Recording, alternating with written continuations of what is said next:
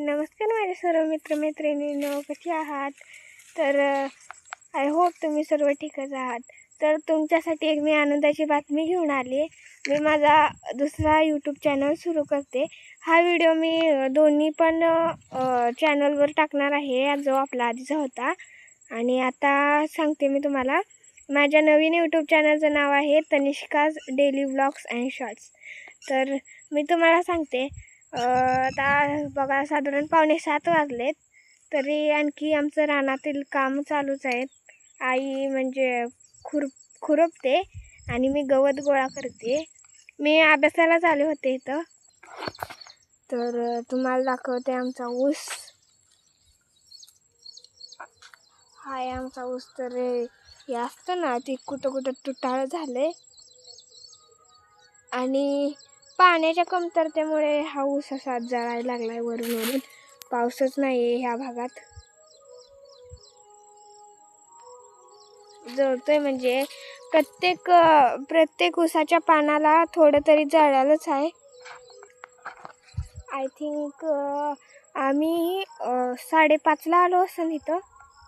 तर 5 सऱ्या झाल्यात आता आईच्या. मग म्हटलं आता चला व्हिडिओ काढूयात. तर म्हटलं आपल्या शेतकरी मित्रांना दाखवूयात आपला ऊस वगैरे. पावसाची कमी आहे, पाऊसच पडत नाही इकडं, त्यामुळं ऊस पण जळून जायला लागलाय. तुटाळ पण आहे ऊसाचं कुठं कुठं. ते तुटाळ आता करून घ्यायचंय, नंतर ते ऊसाचं जेठा मोडायचं आहे.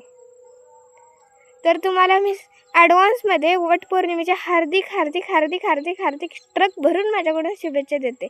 उद्या सोमवार, उद्या वटपौर्णिमा आणि आज रविवारमुळे पण शाळेला सुट्टीच होते. उद्या पण शाळेला सुट्टीच आहे. तर बघा आमचा ऊस कसा आहे.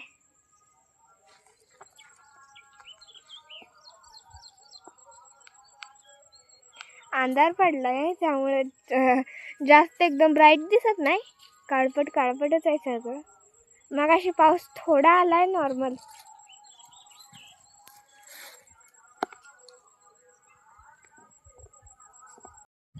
पहा इथं जळलेलं आहे, म्हणजे जळायला काढून टाकलं बाजूला. असं प्रकारे जळलेलं आहे. तुम्हाला आणखी दाखवते मी.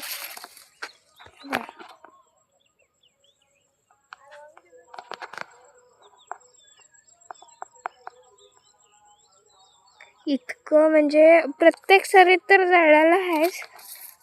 तुटाळा पण आहे थोडंसं. हे बघा इतका असा ऊस जळलाय. पण त्याला पाणी नसल्यामुळे ऊसाची जास्त असं कुठं कुठं वाढ पण झालं नाही. आणि तुटाळा पण आहे, म्हणजे मागून लावलेलं आहे काय. आता तुम्ही लक्षात ठेवा हे. आणि जर पाऊस पडलाच तर मग नंतर तुम्हाला मी ऊस दाखवते आमचा. कसला ऊस झालाय. आय थिंक ह्या वर्षी जास्त पाऊसच नाही असं वाटतंय मला. आवाज येतोय तुम्हाला? ते तिकडं बाळूमामाचं मंदिर आहे, तिकडं आरती आता त्याची गाणी वाजतायत.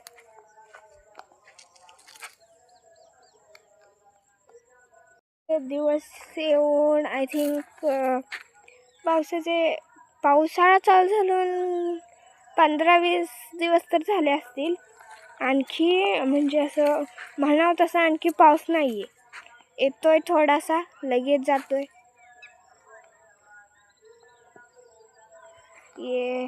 इथं खूप जास्त असे हराळे खुरपून घ्यायचं आता.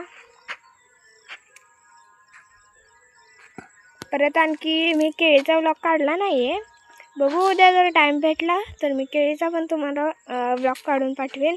मी त्याला मस्तपैकी असे घड आले आहेत, बांधून घेतले. केळी सगळी अशी हिरवी हिरवी वाटते. तर जर उद्या टाईम भेटला, उद्या पण सुट्टी आहे, जर टाईम भेटला तर मी तुम्हाला केळीचा सुद्धा व्लॉग काढून पाठवेन. चला तर आता हे बांधून घ्यायचं आहे गवत. एकच मिनटं मी तुम्हाला दाखवते. म्हणजे थोडंसं गोळा करायचं राहिलं आणखी. म्हणजे एवढं मी भरलं आहे ना, तेवढं तुम्हाला दाखवते. 1 मिनटं. हे पहा, हे गुरांना गावात आणखी राहिलं आहे तिकडं, थोडंसं खाली आहे, थोडंसं वर राहिलं आहे आणखी. तर म्हटलं अंधार पडल्यानंतर जास्त दिसायचं नाही, आधी व्हिडिओ काढून घ्यावं.